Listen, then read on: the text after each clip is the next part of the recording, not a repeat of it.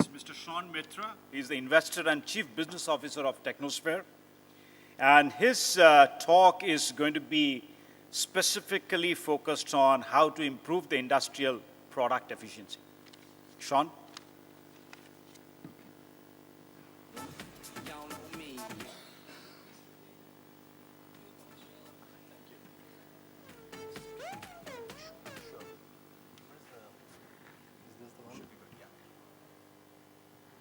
Good afternoon.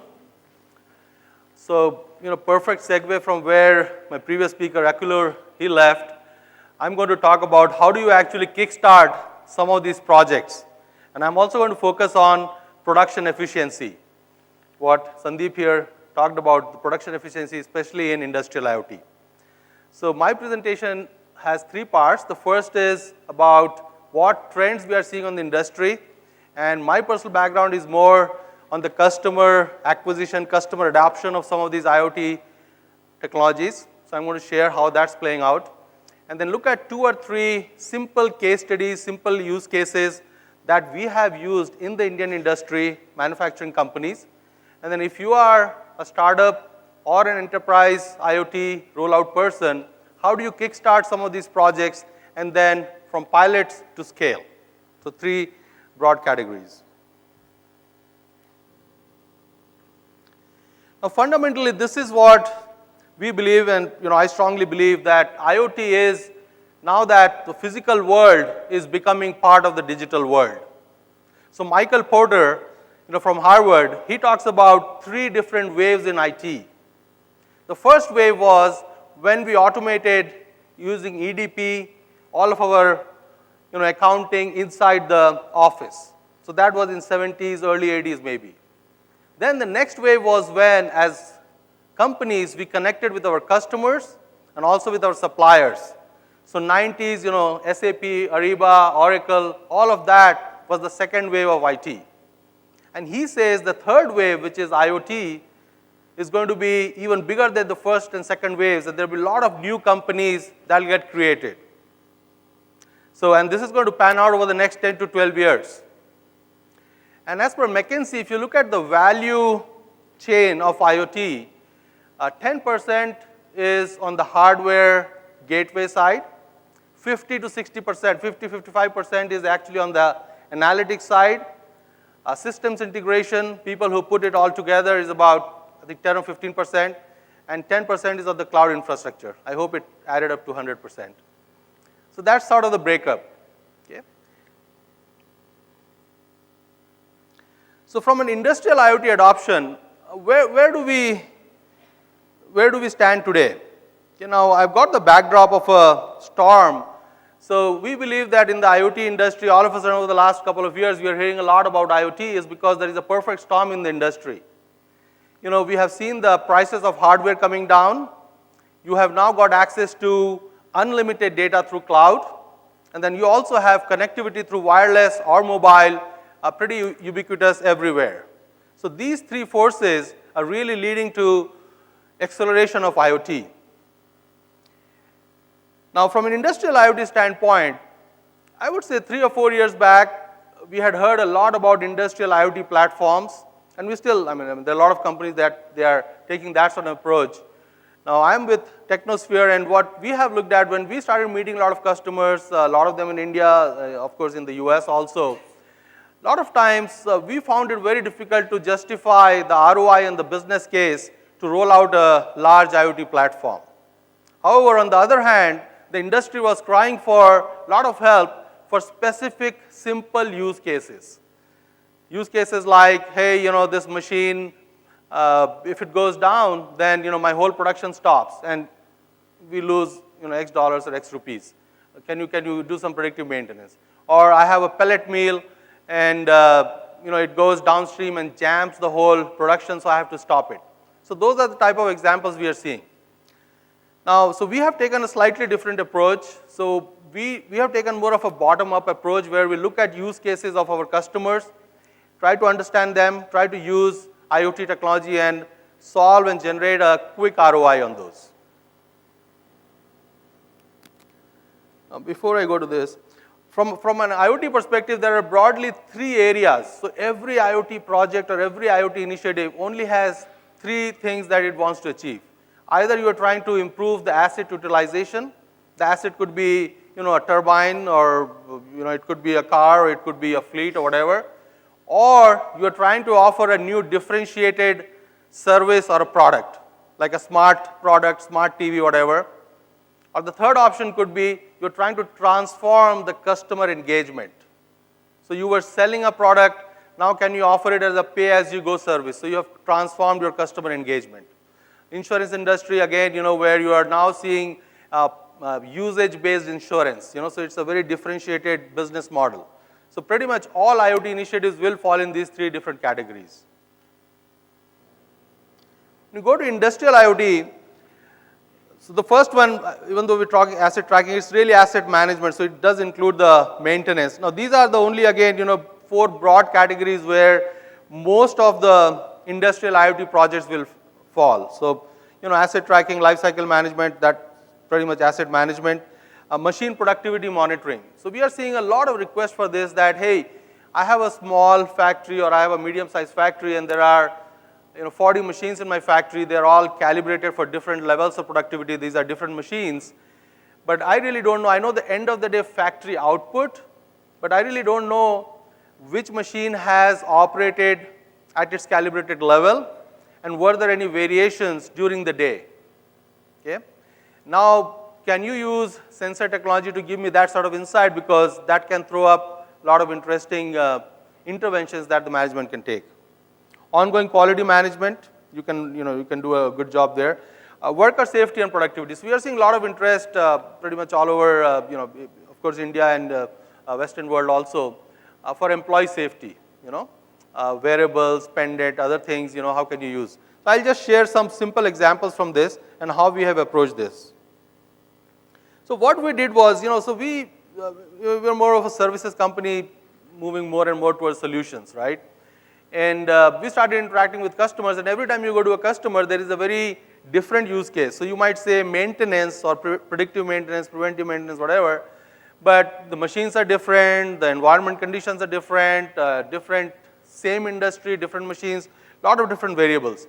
So what we did was, we took a Lego block approach. So we looked at the whole industrial, IoT value chain. So you can see you have on one side all the various sensors, different types of sensors, then different types of communication technologies, protocols, input-output interfaces, and finally to the cloud. Okay, and I've kept it at the cloud level. I have not really taken it to the analytics level and everything. Okay, so we looked at this value chain, and we designed a whole Lego block sort of an approach where we are able to deliver within 6 weeks a live industrial grade project deployed at the customer site. So we have all these pieces. These are all industrial grade. We have designed for all different combinations, different form factors, different enclosures for different industries.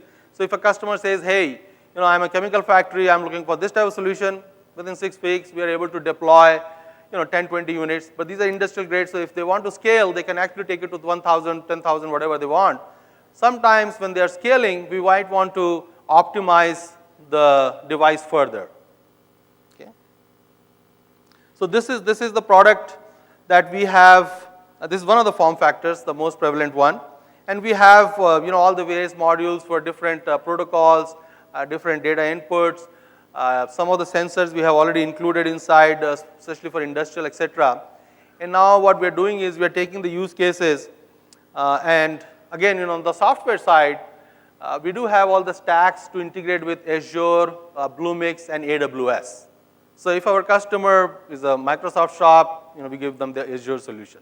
So we have basically taken the whole IoT value chain and come up with this Lego block approach for quick, live industrial grade pilots.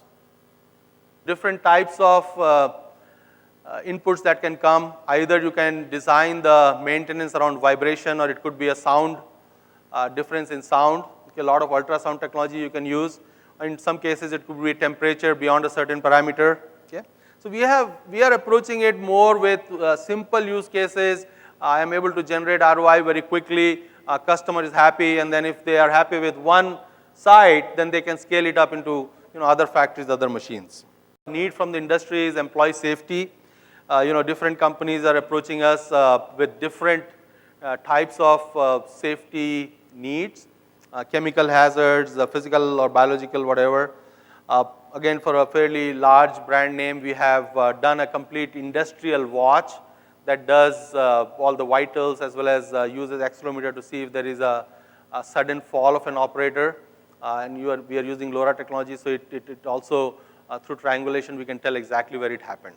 So these are a lot of the simple examples that we are seeing, and I think it's still early days. These are platforms. When I say a variable, to me, it's more like a platform, and you can keep adding more and more features to it and make it more rich. Okay? And so far, I have not gone into the whole analytics side.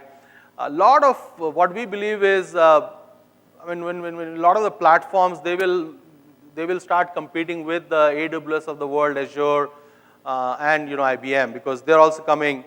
And in today's, I'm more on the software side. That's where I come from. With the democratization of IT, one of the big changes also that is happening. So I talked about the other three, the perfect storm. But the other big piece is the whole API economy. Okay? So earlier, when you have to give a solution for a hospital or a hotel, you would design the whole thing and go and go through a long sales cycle, top-down approach, right? In the API economy, everything is finally going to the cloud, and everything you can connect through API.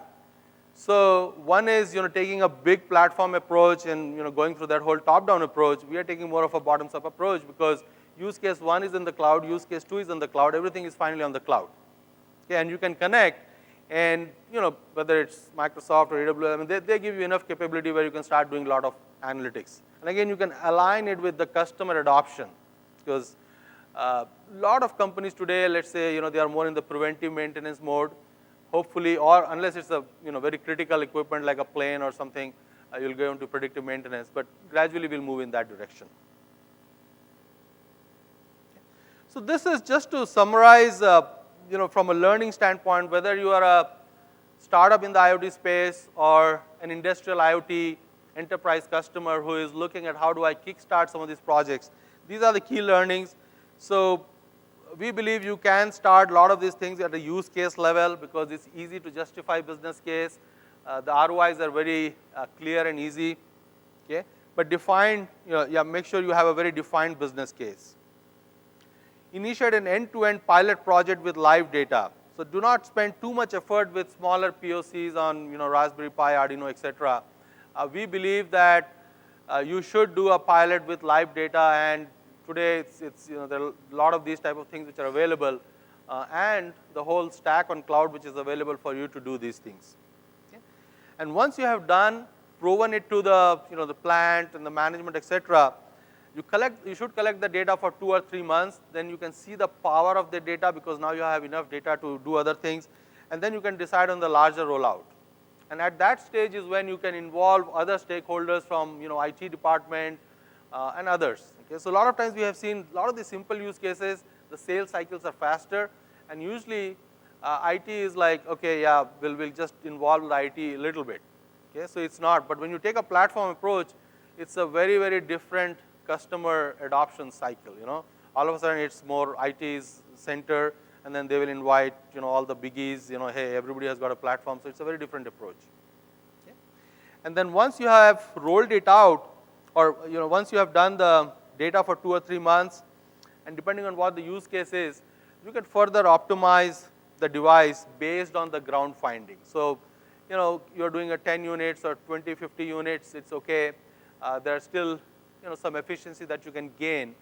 But if you are now taking it to thousands of devices to be rolled out in all over your factories or machines, so every bit of optimization will help. So this is just a summary of some of the projects that my previous speaker mentioned, and our experience with all these industrial customers have been there's just plethora of different types of use cases they throw at us. So we said, okay, fine, we'll just take a very Lego block sort of an approach, do a pilot, prove it within 5 to 6 weeks, a live pilot. It's an industrial grade stuff, not commercial and all that. And then from there, scale the project. And at scaling, then You should have some data. You will see the business case and all of that. That brings to my end.